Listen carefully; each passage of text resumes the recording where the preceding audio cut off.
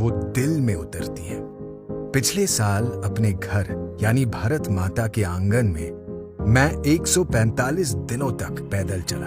समुद्री तट से मैंने शुरुआत की और धूल, धूप, बारिश से होकर गुजरा। मैं महबूब कश्मीर की नरम बर्फ तक पहुंचा। दरअसल मैं जानना चाहता था कि वो चीज आखिर है क्या जिससे मैं इतना प्यार करता हूं। ये धरती, ये सागर, ये लोग या कोई विचारधारा।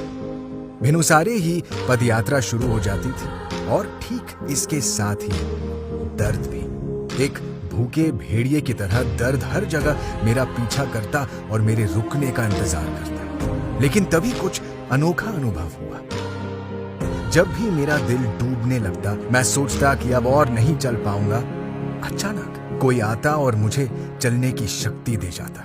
कभी खूबसूरत लिखावट वाली 8 साल की एक प्यारी सी बच्ची, कभी एक आदमी जो भीड़ को चीरते हुए आए, मुझे गले लगाए और गायब हो गए, जैसे कोई खामोश अदृश्य शक्ति मेरी मदद कर रही है। यात्रा में शोर बहुत होता था। लोग नारे लगाते, तस्वीरें खींचते, बतियाते और धकियाते चलते। फिर एक दिन मैंने एकदम अनजाने और अप्रत्याशित मौन का अनुभव किया।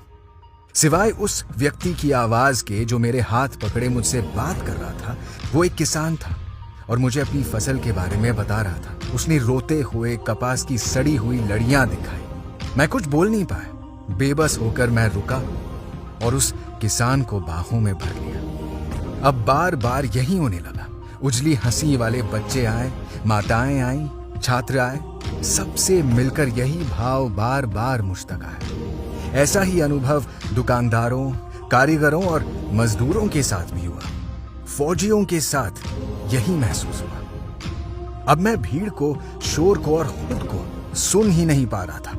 मेरा ध्यान उस व्यक्ति से हटता ही नहीं था जो मेरे कान में कुछ कह रहा होता।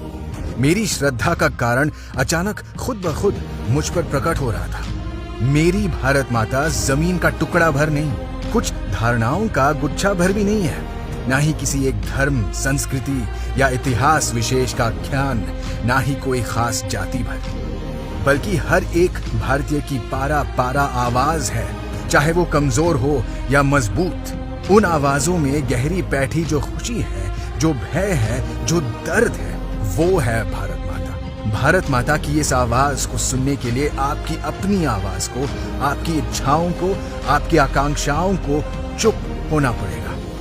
भारत माता किसी अपने के कान में कुछ न कुछ बुदबुदाती है, मगर तभी जब उस अपने का आत्मा पूरी तरह से शांत हो। सब कुछ कितना सरल था।